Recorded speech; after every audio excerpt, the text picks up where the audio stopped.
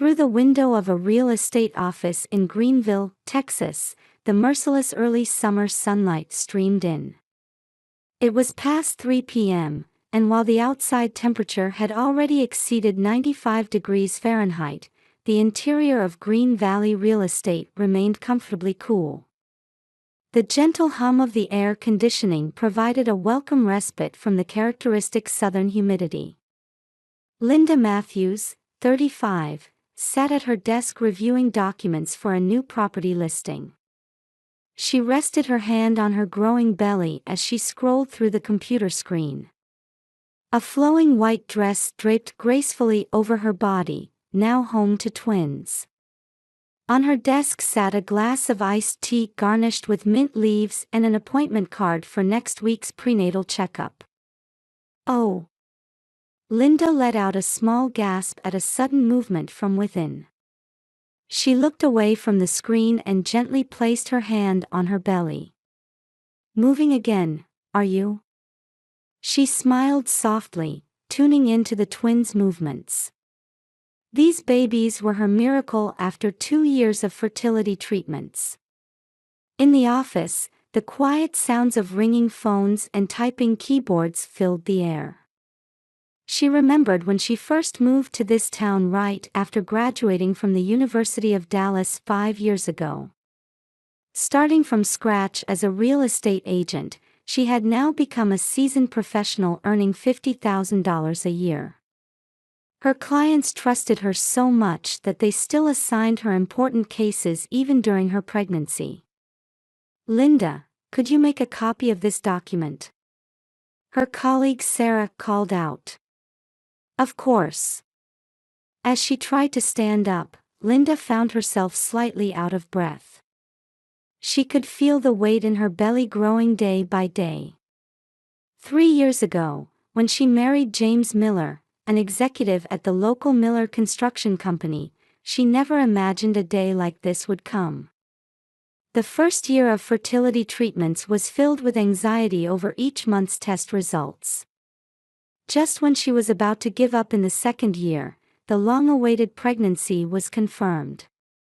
Then came the joyful news from the doctor during her first ultrasound: "Congratulations, you're having twins." Their single-family home in a quiet residential area, peaceful Sunday brunches after service at First Baptist Church of Greenville, everything seemed to be going smoothly. However, lately, shadows had begun creeping into this tranquility. James, while initially showing surprise and joy at the pregnancy news, had seemed increasingly unsettled. Recently, he'd been working more weekends, constantly checking his phone when at home, and falling into silence with something apparently weighing on his mind. Whenever she tried to ask about his background or family, he would change the subject. Her mother-in-law Martha had changed too. Though respected in the community for her charitable work through the church, she had lately become fixated on Miller family traditions and the importance of an heir. She was eager to know the twins' gender, repeatedly saying, "I hope they're boys," almost like a mantra. Next week's checkup would finally reveal the baby's gender. In Linda's heart, hope and anxiety intermingled. It shouldn't matter whether they were boys or girls, their health was all that should count. Yet somehow, her mother-in-law's words kept echoing in her mind. Outside, the cicadas' song grew louder. In the distance, dark clouds were slowly spreading across the sky, likely heralding an afternoon thunderstorm typical of Texas summers. Linda sighed deeply and turned her attention back to the documents. In the bright sunlight, she couldn't shake the feeling that an ominous shadow was creeping closer, gradually gnawing away at her peace of mind.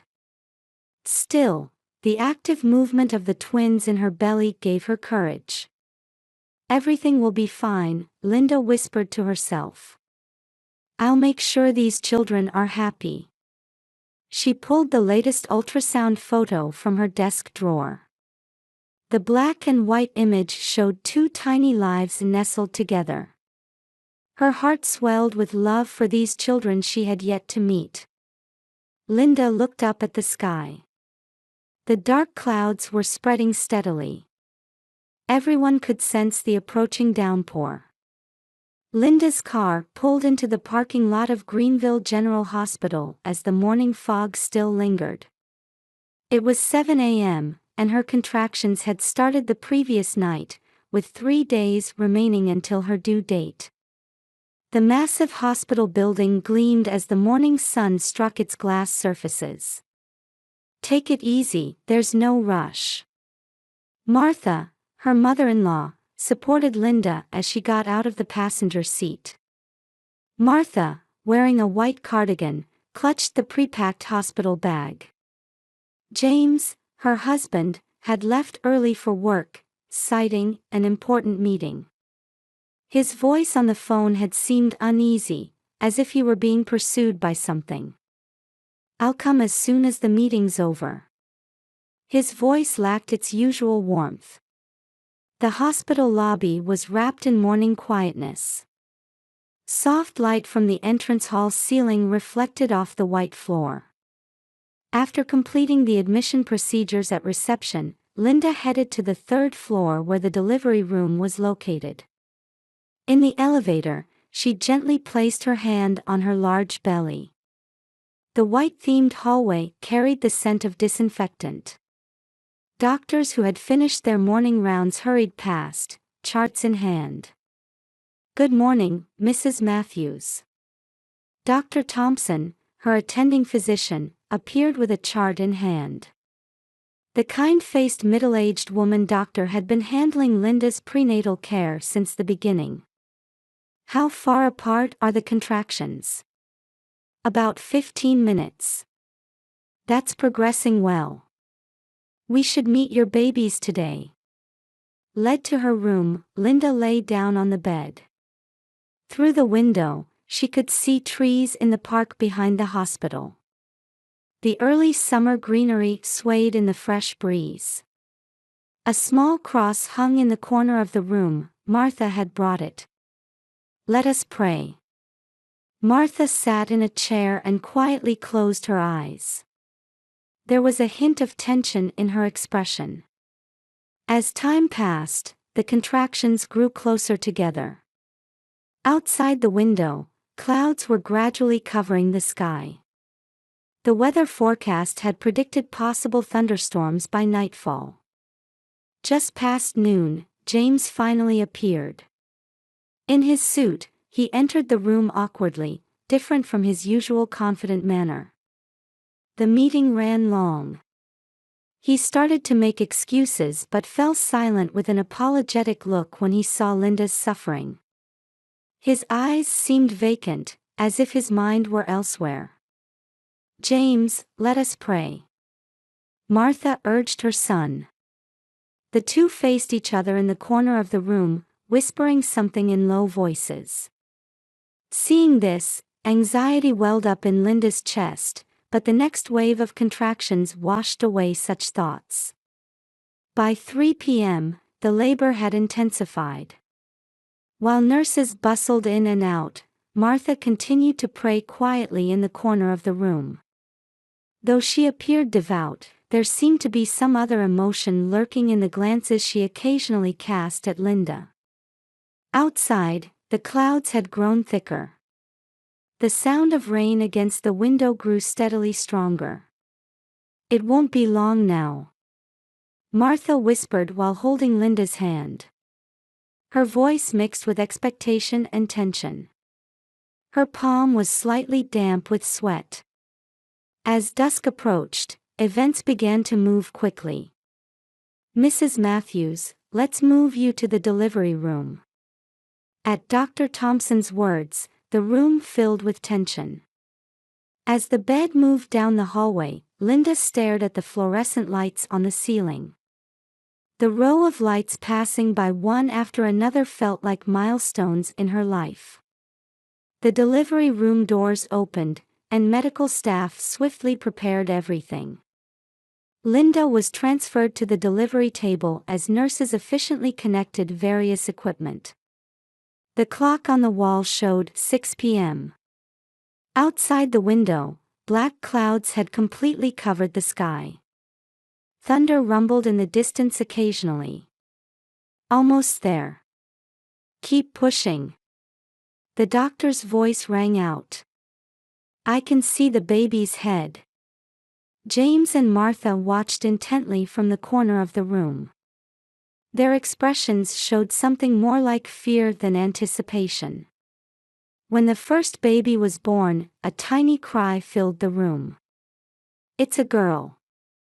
The moment the nurse's voice was heard, Linda could hear her husband and mother-in-law catch their breath. Their reaction conveyed not joy, but something else entirely.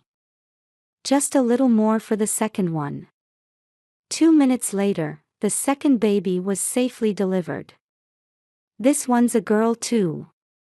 Amid words of congratulation, Linda managed a tired smile. However, her husband and mother-in-law's expressions were strangely rigid. They looked at each other as if they had made some decision. Twin girls, how lovely. Martha's voice had an empty ring to it. Though her eyes were on the babies, they seemed to be looking somewhere far away. James merely glanced at the babies before immediately reaching for his cell phone. He appeared to be sending someone a message.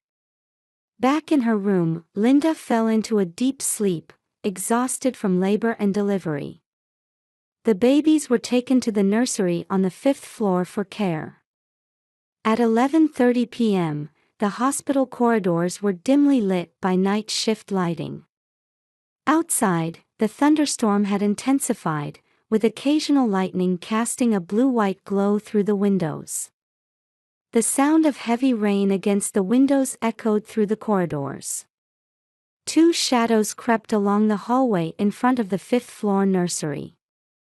It was James and Martha. Their expressions now showed no trace of hesitation. No one's here. Martha checked the surroundings. The night nurse was busy handling emergency patients on another floor. The thunderstorm had brought in multiple emergency cases. The nursery door opened with a soft sound. Inside, dozens of newborns slept in their cribs. A soft blue light gently illuminated the sleeping babies. The two headed toward the twins placed at the end of the row. These children. Martha's voice trembled. Tears gleamed in her eyes, but they were not tears of affection.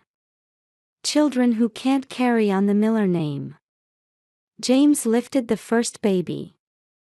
His hands moved slowly but surely toward the window. Fierce rain pounded against the glass as thunder roared. We wanted a son. As the window opened, lightning flashed. The tiny body was thrown into the darkness. The sound of rain swallowed any small cry. No! A scream echoed from the hallway.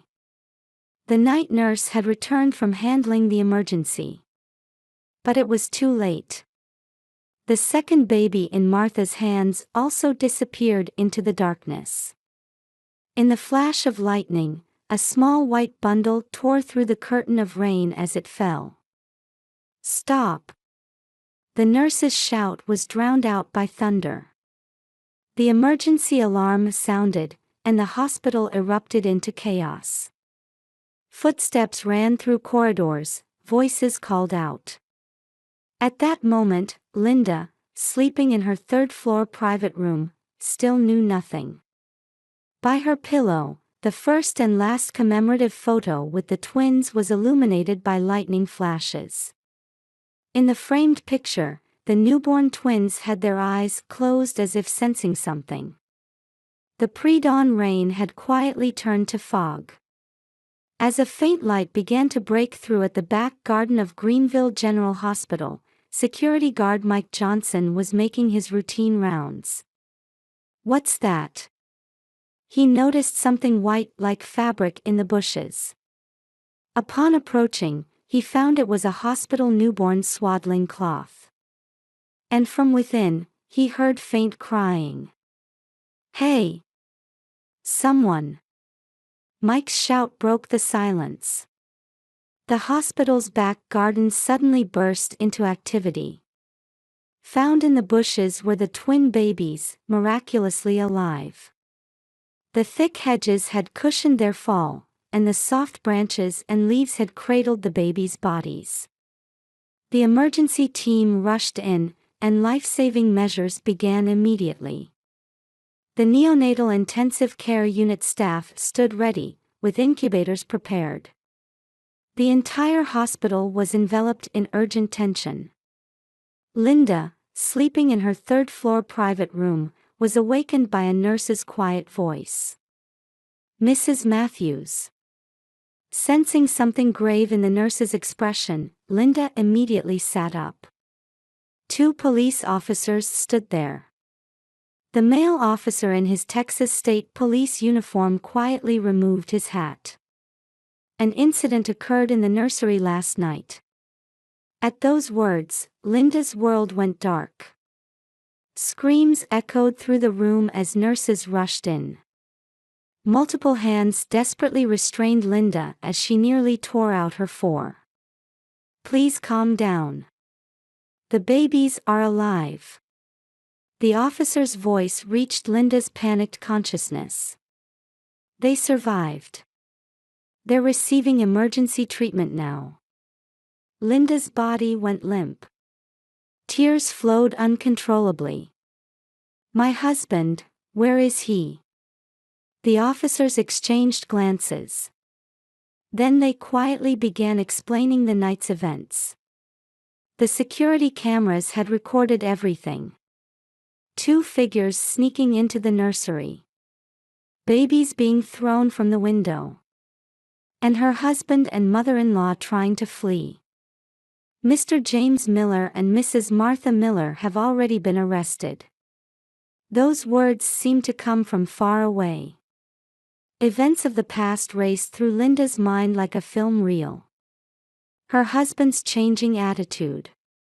Her mother-in-law's obsessive behavior. And that phone call that day. As the sun rose, reporters began gathering at the hospital.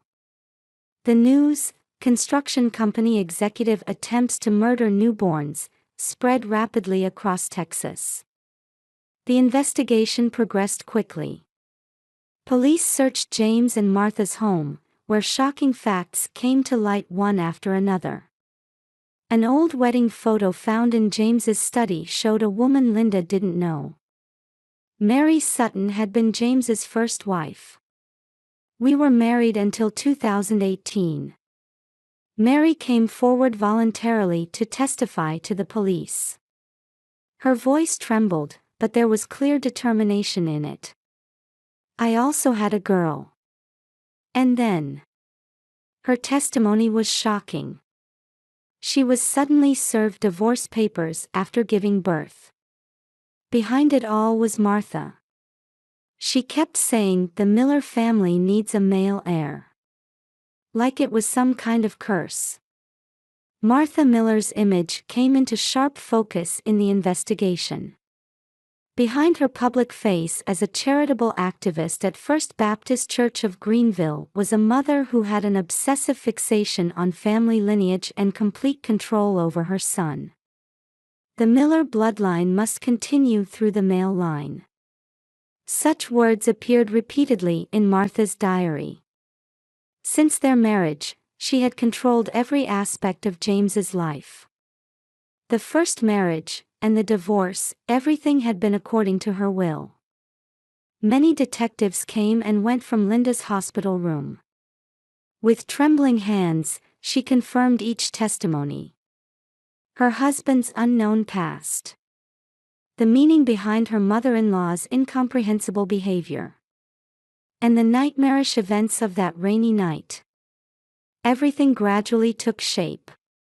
In the neonatal intensive care unit, the twins' condition was stabilizing. Miraculously, they had no serious injuries and were not in life-threatening danger. "The babies are strong. The attending physician spoke gently to Linda. They must have felt their mother's love. Outside the window, the sky had cleared after the rain. The hedges in the hospital's back garden glistened with morning dew. Those branches and leaves had gently caught two small lives the night before. The news coverage continued daily. The incredible incident in a small Texas town shocked the nation. Social media overflowed with messages of support for Linda and the twins, and mountains of encouraging letters arrived at the hospital. A week after the incident, Greenville police announced the indictment of James and Martha. They were charged with attempted murder and child abuse. Linda spent every day in front of the incubators in the neonatal intensive care unit. The tiny lives visible through the glass.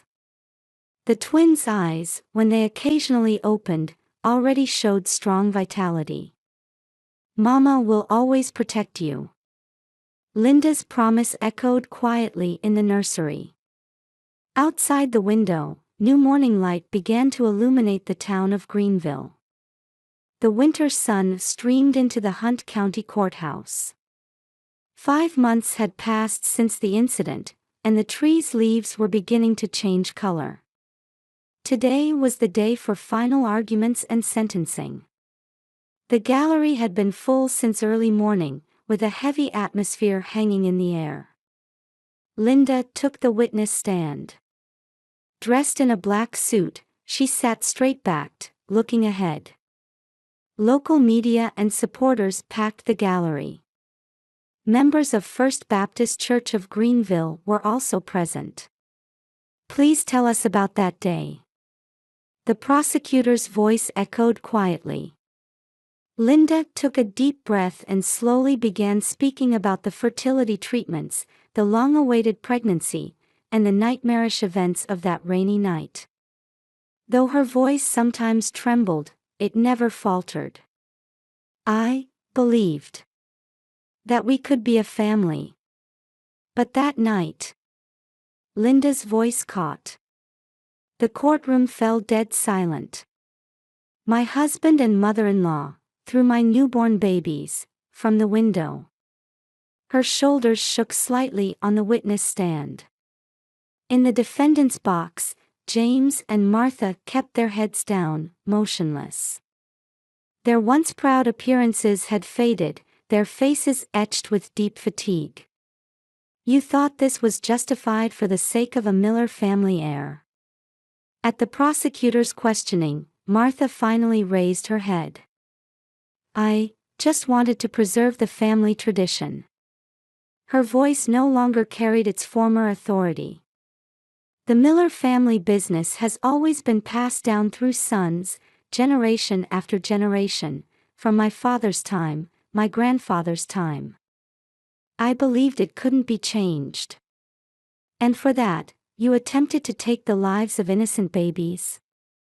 The prosecutor's voice rang sharply. Tears fell from Martha's eyes for the first time. "I was wrong. So terribly wrong. Please, Linda, please forgive the babies." Her words broke off into sobs.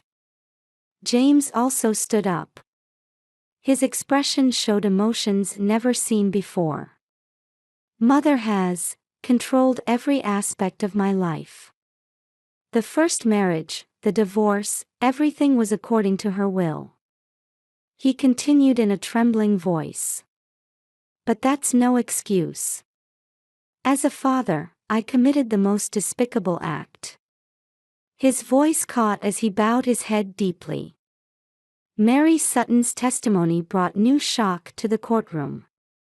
"Martha called me a failure for having a girl." Her testimony caused a stir in the gallery. "She told me every day, 'The Miller family needs a boy, you're worthless.'" Mary's voice trembled. "Then I was forced into divorce. James, he just did whatever his mother said." During the defense's final argument, Martha's attorney spoke about traditional Southern family values and social pressure. However, these words did nothing to change the stern atmosphere in the courtroom. On the day of sentencing, the courtroom was filled with tension. The judge began reading the verdict with a solemn expression. The defendants James Miller and Martha Miller are hereby sentenced to 15 years imprisonment each for attempted murder. The gavel struck, and it was all over. Linda looked up at the sky with a deep sigh. The blue sky visible through the courthouse window seemed to promise a new life, clear and bright. 6 months later, Linda moved to Dallas with her twins, Emma and Sophia. She sold the house in Greenville and started a new life in a city apartment. Sometimes the urban bustle helped heal her emotional wounds. "Mama, look." The twins, now 2 years old, chase each other in the park. When they fall, they get right back up and start running again. Their resilience gives Linda strength. Occasionally, letters arrive from prison, words of apology from James and Martha. Reading these letters stirs complex emotions in Linda. Though she can't forgive them yet, she refuses to be imprisoned by hatred. She's simply chosen to move forward. She resumed her real estate work. Her new Dallas office was small, but she found joy in working on her own terms. She also founded New Dawn, an organization supporting mothers in similar situations. At weekly Saturday meetings, various women gather to share their experiences. Linda listens earnestly to the voices of those suffering from customs and prejudices. How many women have suffered under the weight of so-called tradition? Linda addressed the group one day. But we have the right to choose. The right to create new family forms with our own hands. At church, she sings hymns with the twins. The past pain still occasionally crosses her mind. But each time she overcomes it, she grows a little stronger. God gave us trials. The priest's words make Linda nod quietly. But he also gave us the strength to overcome them. In her office overlooking Dallas's skyscrapers, Linda reviews documents for new properties. On her desk sits a photo of the twins. Their smiling faces as they play show a happy future. In a letter from Mary, she wrote, "Your smiles will surely become someone else's hope." Outside the window, Texas's strong sunlight heralds the arrival of a new season. And in her heart, there is no more hesitation. This is the path she chose. And this is the path she will continue to walk. Our story begins here. Linda whispered as she picked up her pen. She signed the new contract with firm strokes. It was inscribed on the paper like a pledge to the future, strong and unwavering. That night, while putting the twins to bed, Linda prayed quietly. Not for hatred, but for hope. Not for tradition, but for love. And for all mothers to find happiness in their tomorrows.